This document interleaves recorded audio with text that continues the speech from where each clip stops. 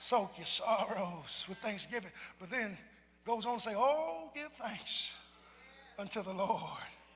Call upon his name. Call upon his name. Call upon his name. See, saints, let me tell you, I don't know if anybody else has been guilty of this, but in this current political climate, I find myself dwelling in futile spaces sometimes. I will turn on CNN so I can see what the president has done this time.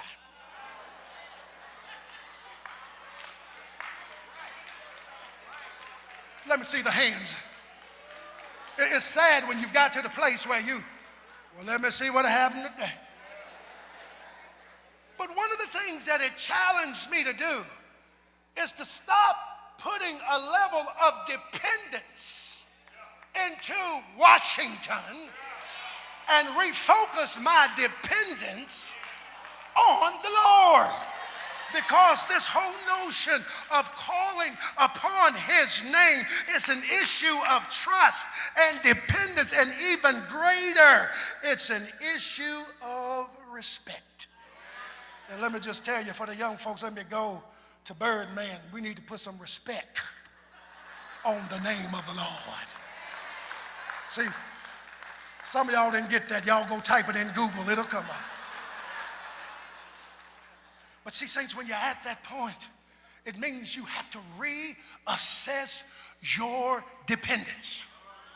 Stop going to everybody else, seeking their validation, seeking their approval, seeking their opinion. The first place we need to go Godward.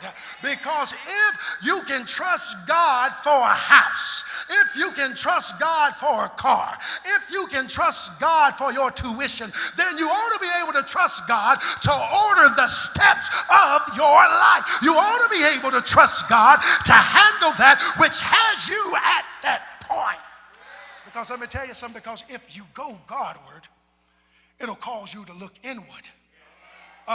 See, Psalm 139, read that one too this week. It says, "Oh Lord, you have searched me, and you know me." If he knows us, then he knows what he has put on the inside of us. And the truth be told, I told you a few Sundays ago that we need to stop running with the lizards and start roaring like the lions. Because whether you know it or not, you still have a lion's identity. You just have to choose to stop running with the lizards. And saints, let me tell you something. There's something about lions that's innate. There is an innate sense of sight in a lion, that a lion can see its prey behind the bushes in the dark. God has put in the lion the ability to hear their prey, even though they are miles away.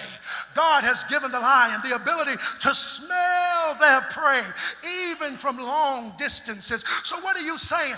I want each and every one of us to look at what God has put on the inside of us. Stop trusting folk with your life. Trust what God has put inside of you, and let your gifts make room for you.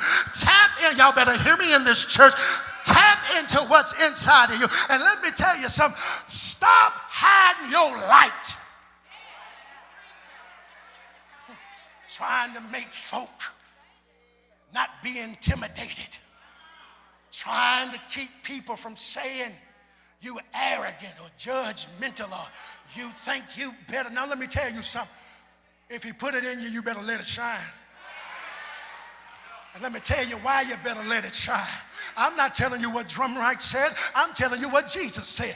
Jesus said, "Let your light so shine before men and women that they may see your good works And then they ain't going to glorify you. They'll glorify the Father in heaven. But let me tell you something. When you shine, you encourage somebody else to shine. And when they shine, they encourage somebody. Stop hiding your light. Stop thinking it's something that God don't want. Let me tell you something. Humility is giving God credit for what he's put in you. And God says, shine. Point your finger at somebody and tell them, you better shine. Point at somebody and tell them, you better shine. God open up that door, you better. What's your name? Shine.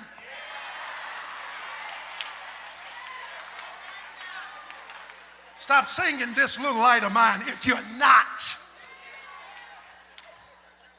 All that training you've been through, God took you over here to get learning here.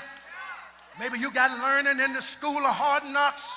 But all that experience God has got, you better tell folks that got something to say. You know where to go and how to get there. God's got something for me, and I'm going to get what God has for me. Anybody got that determination? I'm going to be open to the opportunities. I'm going to keep the window open. And if you try to close my window, you better move out the way because God got something for you. Because the Bible says, vengeance is mine, saith the. You ain't got to try to pay nobody back. You let your success speak for you.